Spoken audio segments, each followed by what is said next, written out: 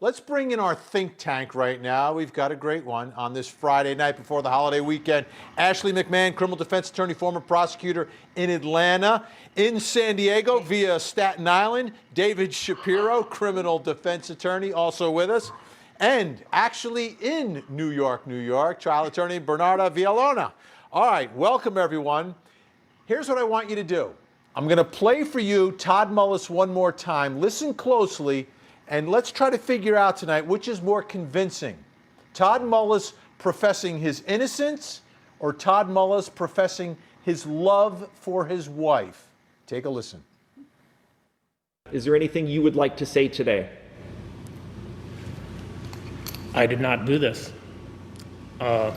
This is supposed to be America where you have a fair chance of proving your innocence. But you shouldn't have to prove your innocence.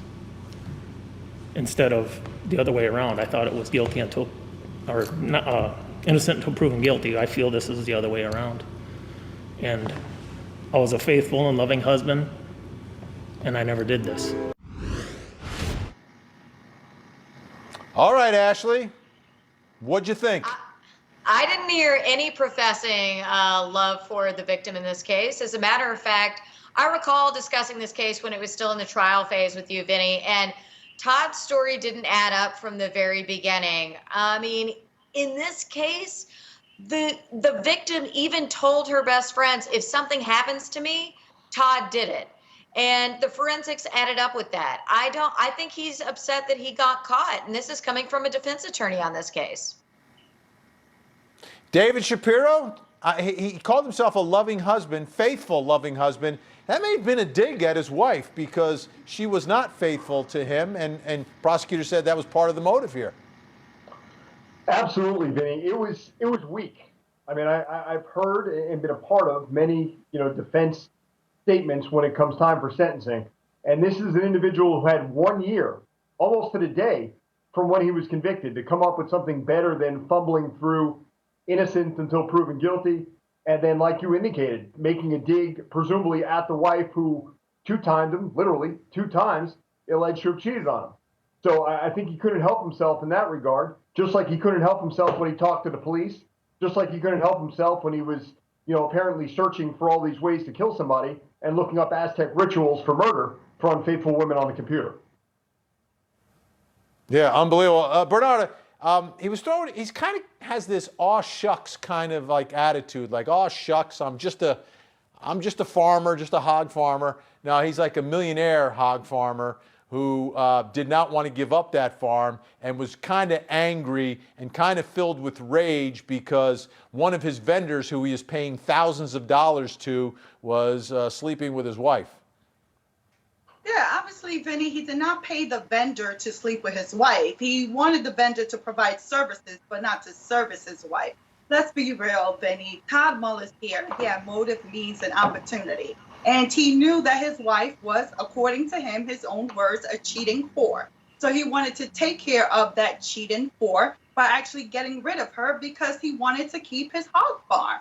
I mean, he got caught. He thought he was planning a perfect murder, but the law caught up to him. You're the one that was caught. You're the one that is guilty. You were the one who killed the wife and also the mother of your children. So now you got what you deserve, life in prison. Interesting that you bring up that phrase, because that was front and center today and will be front and center for Todd Mullis's appeal. Take a listen to the argument made by his new attorney about the alleged statements he was making while administering CPR on his wife on the 911 call. Take a listen. I'm going to play that part one more time. Next question, right there. Do you say, "Go to hell, cheating whore"? Todd says no. So you don't hear that. He says no. You didn't hear at 6:53, cheating whore. You didn't hear that. I didn't hear that word. It's right at the end after you hear a ping. You don't hear, "Go to hell, cheating whore," and the answer is no. After the conclusion of this trial, counsel had the tape reviewed by an expert company. And the fact of the matter is that none of those statements were contained on that tape. So in looking at this, Your Honor, the question is, did Ms. Hughes intentionally, recklessly, and repeatedly use prejudicial terminology while she knew or reasonably should have known this phrase was not in the recording that was played? All right, David Shapiro, was this prosecutorial misconduct like the defense is alleging, and will it be a strong issue on his appeal? Well, there's really two components here, right? The first is, was it in fact prosecutorial misconduct? And then second, does it pretty much undermine the conviction? So even if I think an appellate court looks at this and says, well, the prosecutor shouldn't have done that, they should be sanctioned, they should probably not be able to handle cases of this magnitude in the future if they are that grossly negligent in their own misconduct. The issue is that going to get him a new trial? I'm not sure necessarily it will, because from my review of the case, there's overwhelming amount of evidence far beyond whether or not he's saying go to hell, as he's allegedly trying to save her life after putting a pitchfork in her. Ashley McMahan, I know Bernarda heard it in the recording. I'm going to play the recording for you and tell me if you hear it. Take a listen. Okay.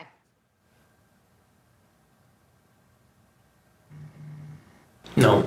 Okay, I'm going to play another clip for you.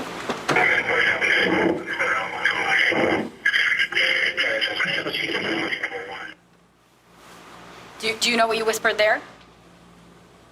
No. Did you hear that? So I'm going to play that part one more time. The first clip is 6:53 of that second tape.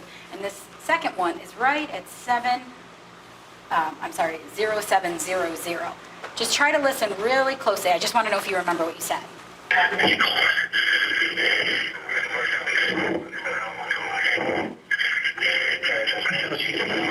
Right there, do you say go to hell, cheating whore? No. So you don't hear that? No. You didn't hear at 6:53, cheating whore. You didn't hear that. I didn't hear that word. And it's right at that, after you hear a ping, you don't hear go to hell, cheating whore.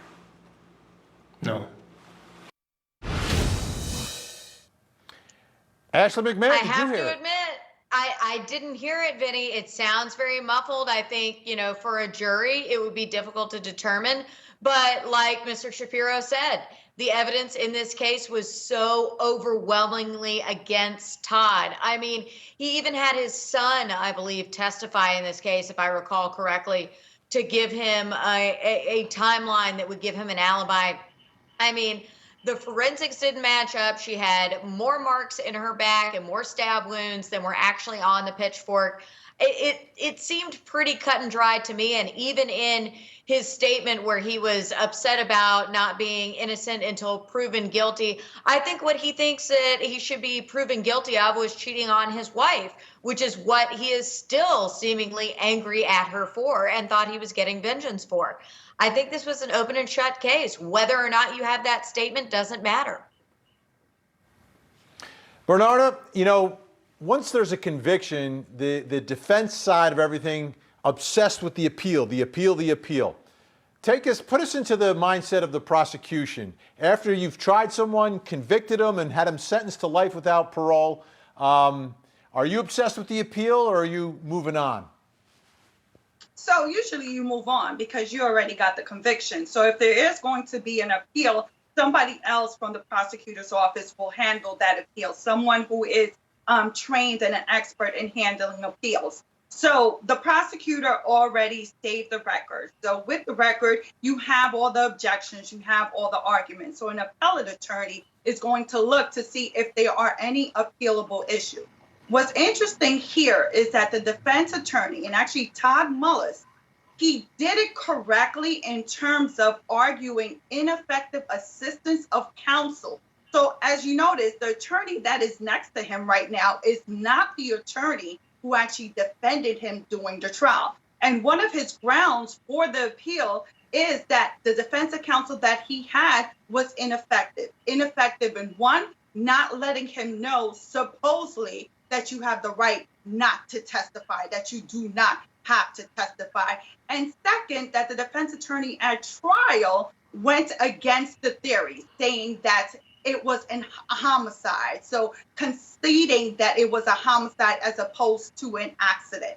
So those are his strongest points in terms of an appeal. I do not think that Mr. Mullis will actually prevail in an appeal on ineffective assistance of counsel claims or even on prosecutorial misconduct. Because in the end, his argument about prosecutorial misconduct is that the prosecutor repeatedly said that, oh, you're a whore or go to hell, whore. Look, that call is subject to interpretation. The jury is the fact finder. You chose to have a jury trial. The fact finder determined that the facts that were presented were enough to convict Mr. Mullis. So there you have it. I don't think that he's going to get a new trial. There was overwhelming evidence in this case. Again, Mr. Mullis, you had motive, means, and opportunity. You were the one enraged and wanted to get rid of your wife. Yeah, I always loved when we were talking about appeals when I was in the prosecutor's office because that meant I won. I won. You know, we won the case. Because when we lose, we can't appeal. All right. The think tank is warmed up. They're ready to go. Big day today out in Kenosha, Wisconsin. Jacob Blake, the man who was shot 7 times by police, spoke today from the hospital.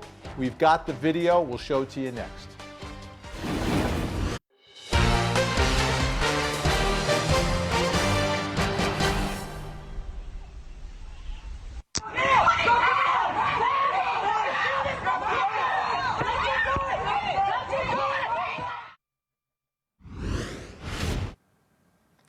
That's the dramatic video of Jacob Blake. And we stopped it right before he gets shot 7 times by the police officer. Ends up in the hospital, right? Well, we've got new video of Jacob Blake today from the hospital. It was a Zoom hearing on his 3rd-degree sexual assault charges appearing before the judge. His lawyer is in the hospital room with him, and they're kind of like swinging back and forth. Let's take a look. Now, have you had enough time to discuss with your attorney, Mr. Cafferty, at this point, the status of this case? Yes. And did he answer to your satisfaction, sir, any and all questions that you might have had regarding your case status? Yes, sir. Okay. Also, Mr. Blake, have you had enough time to discuss, Mr. Cafferty, the waiver of the preliminary hearing and the impact that will have on your case? Yes, sir. And once again, did Mr. Cafferty answer any and all questions that you might have had, Mr. Blake, in regarding the waiver of the preliminary hearing and its impact on your case? Correct, sir. All right. Now, you understand, Mr. Blake, that you did have the right to have the preliminary hearing held if you'd wanted the hearing to be held. Yes, sir. Okay. But you also have the right to waive the preliminary hearing, and that's what I understand you wish to do today. Is that correct? Yes, sir. Okay. Now, you understand that a preliminary hearing is not a trial. Instead, it's one step in your case proceedings? Yes, sir. All right. But when you do waive your right to the preliminary hearing, sir, please understand that that's a permanent waiver, which means that once the hearing's been waived, you may not come back before this court or any other court seeking to have another preliminary hearing. Do you understand that, sir? Yes, sir. Okay. But Mr. Blake, even though you're waiving your right to the preliminary hearing this afternoon, sir, please also understand that you still have a right to have a trial in your case if you wish to have a trial. Do you understand that? Yes, sir. Now, also today, when you do waive your right to the preliminary hearing, this court is going to bind your case over for further case proceedings after making findings that probable cause exists that a felony was committed and further probable cause exists to believe that you committed that felony. The case will then be bound over before the Circuit Court of Kenosha County for further proceedings. Do you understand that as well? Yes, sir. Okay. Do you understand everything I've just explained to you, questioned you about, or discussed with you so far? Yes. All right. Do you have any questions for me, Mr. Blake? Not at the moment. No, I don't. All right. Well, if you have a question for me, you make sure you ask it. Don't feel like you can't ask me a question. All right. Okay. All right. Just a few more questions then, Mr. Blake. Now, again, at this point, there's been no offer or some type of incentive given to you that I'm not aware of. Is that correct? Yes, correct, sir. All right. Did anyone threaten, force, or coerce you, sir, to get you waive your right to the preliminary hearing? No, sir. All right. Now, I also have a document here that's entitled Waiver of Right to Preliminary Hearing, and Mr. Cafferty has signed it, and he, a minute ago on the record, indicated that he had reviewed a document, the waiver of right to preliminary hearing with you just recently. Is that correct? Yes. All right. Now, in regards to that document, did Mr. Cafferty answer any and all questions you might have had regarding the document? Yes, sir. And do you have any questions for me about the document? No, sir. Okay. And the boxes are checked on the document, answering questions on the document. Are those answers, sir, all true and accurate? Yes, sir. All right. Thank you. Now, sir, in regards to your preliminary hearing, at this point, are you asking this court to accept the waiver of your preliminary hearing today? Yes. All right. Thank you very much, Mr. Blake. That'll conclude my questioning. Thank you. Thank you. Mr. Cafferty, any reason why the court should not accept the waiver? No, Your Honor. Thank you. Mr. Wiedenfeld?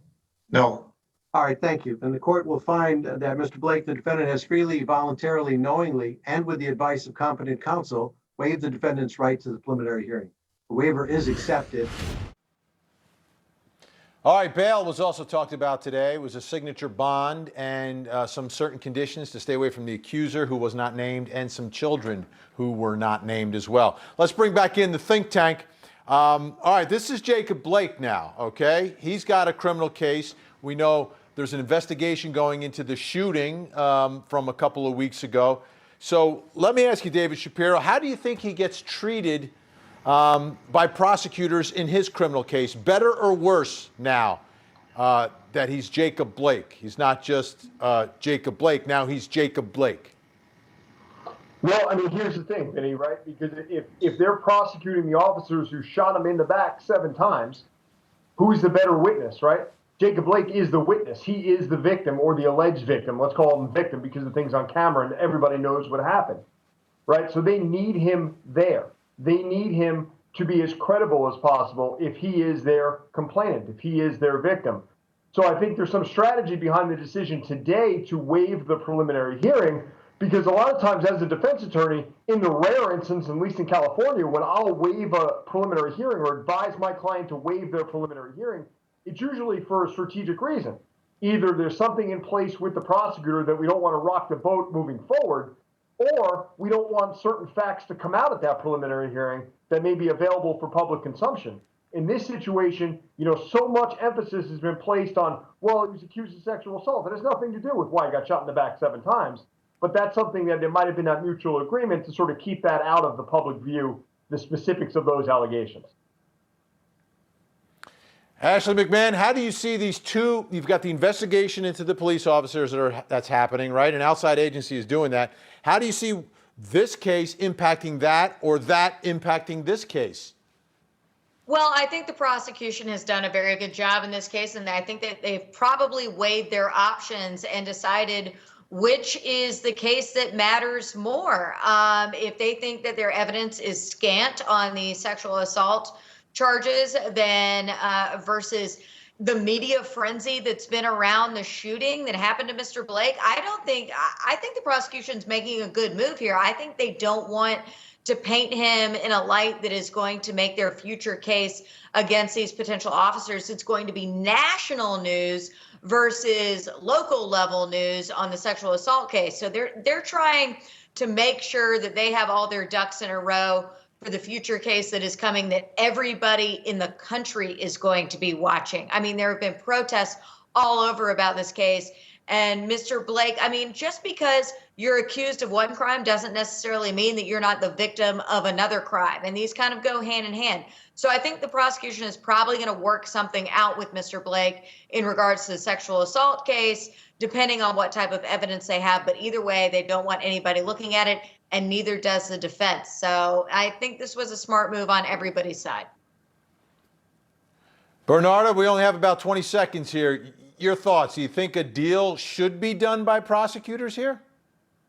No deal is going to be done by prosecutors, because if a deal is given to Mr. Blake, obviously that will go to his credibility as to means and motive to testify in a certain way. But the reality is what this shows us is that Kenosha, Wisconsin is a tale of 2 cities, one that is deeply rooted in racial injustice. Here we have Jacob Blake, who's trying to get away, no weapon at all, gets shot in the back 7 times. But yet you have Kyle Rittenhouse, who actually was carrying an assault weapon, walked by police, and actually is not shot, let go, goes walk away, and is able to sleep in his own bed. A tale of 2 cities, Kenosha, Wisconsin, shame on you.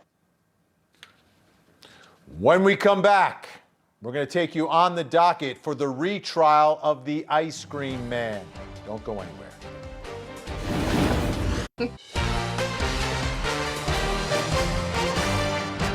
Welcome back to Court TV Live. I'm crime and justice reporter Julia Janae with your legal news break, beginning with the latest in the Doomsday Cult Mom case.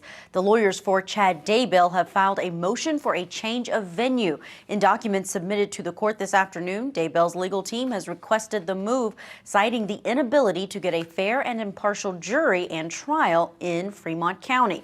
This motion comes just days after the state of Idaho requested a hearing on a motion to join the trials of Chad and Lori Vallow Daybell. Chad Daybell has pleaded not guilty to 4 counts involving the destruction, alteration, or concealment of evidence. This after the remains of his wife's 2 children were found on his property in Rexburg. At this time, Chad Daybell's trial date is still scheduled for January 11th in Fremont County. And in Kenosha, federal agents arrested 2 Missouri men in Wisconsin this week after a tip that they were going to Kenosha to possibly loot and pick people off. In an FBI criminal complaint, it shows this text from roommates Michael Carmo and Cody Smith in a photo captioned, "This the game changer," as they packed for their trip. The complaint listed a stockpile of weapons found in a La Quinta Inn hotel room and an SUV parked outside, including an AR-15, a shotgun, a homemade silencer, a drone, and tactical gear and knives. They didn't provide the photos of the weapon, but they did share shots of Carmo's Facebook profile and assault-style rifles you see there that he's posted before. The release says Carmo and Smith told agents they were planning to drive to Portland, Oregon next, saying they were willing to take action if police were defunded. The 2 men face numerous weapons charges for illegal possession due to their criminal records. And attorneys for singer R. Kelly made another appeal for his release from federal custody today. The R&B singer's legal team says Kelly, whose real name is Robert Kelly, hasn't been able to prepare for his upcoming trial or meet with his team in person since prisons went into lockdown back in March due to the pandemic. Kelly's attorneys claim he can't read or write, so he needs in-person meetings with them. Kelly has pleaded not guilty to charges of sexually abusing minors in several jurisdictions. This latest bail appeal, the 6th one since he was taken into federal custody last year, comes more than a week after he claims he was attacked by a fellow inmate. That wraps up your Court TV legal news break.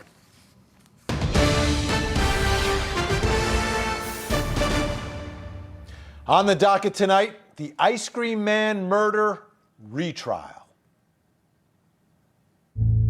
We are here this morning on State of Florida versus Michael Keatley, case number 10-18429. Former ice cream truck driver Michael Keatley is preparing to go on trial for a second time for the same crime. Upon further deliberation and discussion, the jury has not reached a unanimous verdict, period. The jury is hung, period. This is not going to change, period. And at this time, ladies and gentlemen, I am declaring a mistrial in the case.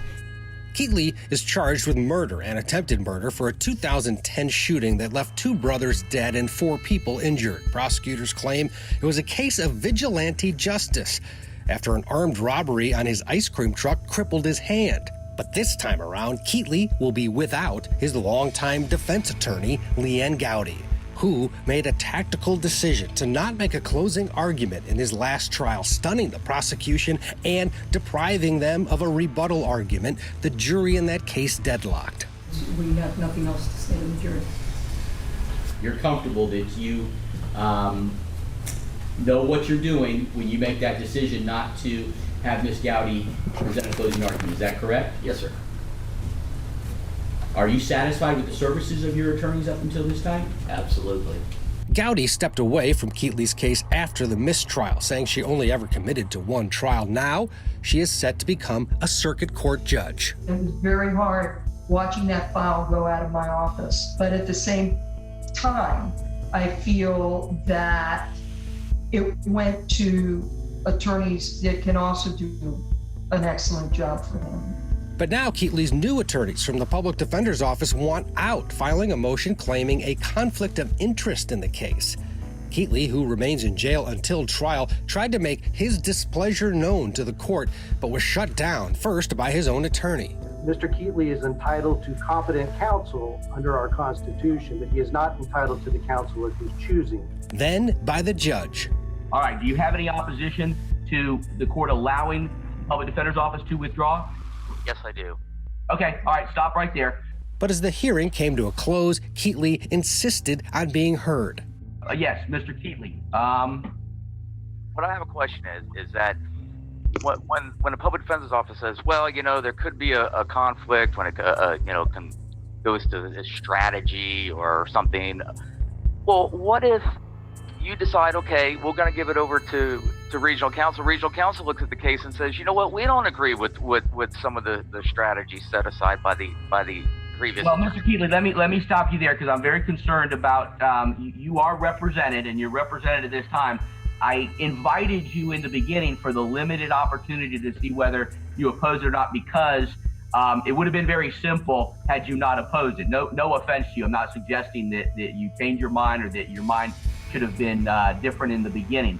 But to allow you to speak and ask questions at this time, those are certainly bridges that we'll cross when and if we come to them. Judge Sabella ended up granting the motion, and when Keatley stands trial again, a new team from the public defender's office will face off with prosecutors who believe they have enough evidence to put Keatley away for life. And that first jury was 10-2 for acquittal. 10-2 for acquittal. But now he's got the retrial, and he doesn't have Leanne Gowdy, his superstar defense attorney, who's going to be sworn in and be on the bench down in Florida. Let's bring back in our think tank. Bernarda, this guy's been locked up for 10 years. Took a long time to get to that trial. Jury was hung 10-2 for acquittal, but now he's like fighting, trying to figure out who's going to be his attorney. He strikes me as a very difficult client.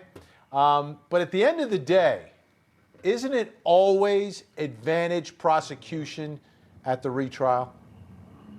Yes, it usually is, because you already know as a prosecutor what the defense is going to be, what their arguments are going to be, because they already laid it out during the opening, and actually not in this case because there was no closing, but during the cross-examination of the witnesses. But the reality is, Vinnie, I watched the trial the first time around. The prosecution in this case was out-lawyered by the defense attorney. The defense attorney was brilliant in not giving a closing argument because it bound the prosecution to that 10-minute closing argument that they provided. And they could not speak. They couldn't make the arguments that they needed to make because the defense did not make an argument here. But either way, it doesn't change the facts. Mr. Keatley, he played judge, jury, and executioner when he went out there trying to find this so-called Mr. Creeper, the person who supposedly robbed him and shot him multiple times.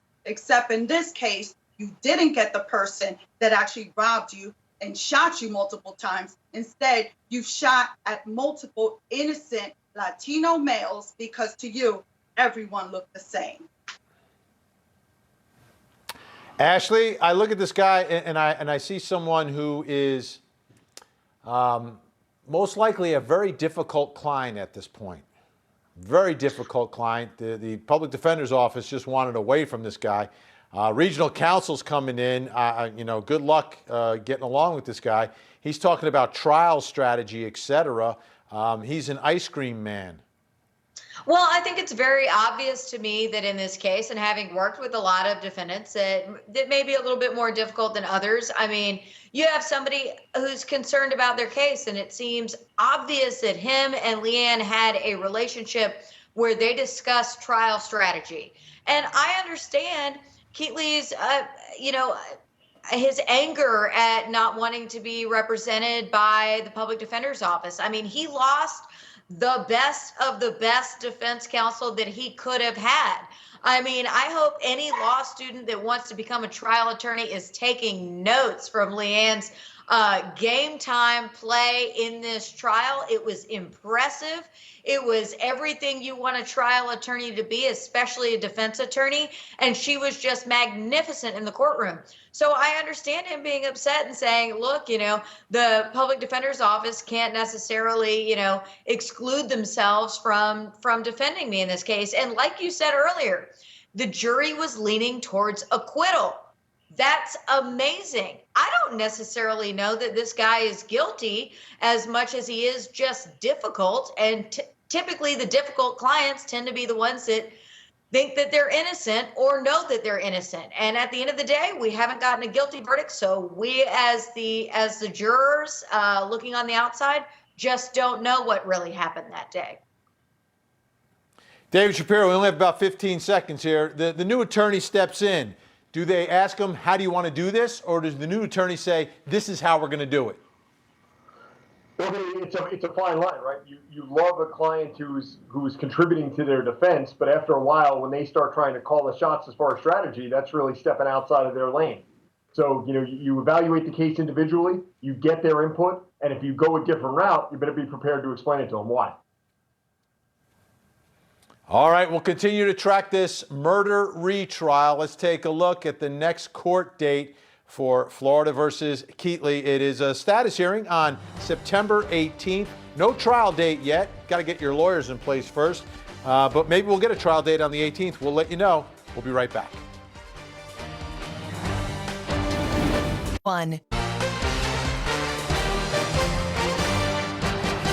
Ladies and gentlemen of the jury, you have been selected and sworn as the jury to try the case of the state of Florida versus Casey Marie Anthony. This is a criminal case. The defendant is charged with the crimes of first-degree murder, aggravated child abuse, aggravated manslaughter of a child, and 4 counts of providing false information to a law enforcement officer. Casey Anthony comes up with a new, a bigger, and a better lie. It is at this point, with her back against the wall, that Casey Anthony first says these words: Kaylee was kidnapped by the babysitter. Zanny the Nanny. My apologies, folks. She's in the news, so I have to say the name tonight, okay? My apologies. So People Magazine reporting that the big plans for Casey Anthony's tell-all movie have been scrapped due to COVID and other concerns. It was supposed to be this racy movie that was going to have these sexy scenes of Casey Anthony being impregnated, apparently. Scrapped. Not going to happen. The movie's not going to happen. She was supposed to have editorial control over it. So I posted on social media today, the news, and then said, well, what if the movie was made? And I asked everyone to please be honest. Would you go see the movie? And we begin with our 13th juror comment of the day, which could be the comment of the year, from Jennifer, who writes, probably hate her guts, but if I'm being honest, I watched this video in its entirety, which was the video I posted, which leads me to believe I would probably take a peek at her stupid movie. Bernarda Villalona, would you watch Casey Anthony's movie that she produces herself to tell her story? Vinnie, absolutely not. It is an insult. I refuse to name her name or to watch her movie. She will not get any promotional marketing from me or any ratings from me. Even if I were quarantined for 4 months and there was nothing to watch on TV or in the movies, I still wouldn't watch her show or her movie. I had enough of her. And what can we say? Haley, 2 years old, you killed your daughter. Stop it. Jennifer writes tonight, we all know her story. She killed her daughter. She was found not guilty, folks. Was sleeping with her attorney. I've never seen evidence of that. And was found not guilty. What else do we need to know? Ashley McMahan, do you have any lingering questions from the case? Well, here's the thing. If her tell-all movie was really going to tell us that she murdered her daughter, I don't think the movie would have been scrapped, just due to COVID concerns. If it had some real information and something other than just some racy sex scenes that they were going to try and play up, trying to insinuate that she's, a rather loose woman and, there was some scintillating details, they wouldn't have gotten rid of the movie in its entirety. If it was going to tell us some real facts, then they would have still gone ahead and found a way to make it. So I don't think there's anything we're necessarily missing out on. However, I will admit I am one of those people that I would have watched it at a friend's house. I would have made somebody else pay for it, okay? I wouldn't have put my own money into it, but I would have tuned in just for a second. All right, Dawn tonight. Can't say I would seek it out to watch, but if I came across it while flipping through, I'd watch it for a bit. Everyone stops for a train wreck. David Shapiro, she said she was going to tell her story. She told a bunch of stories. Do you think if she made this movie, there would have been any truth in it?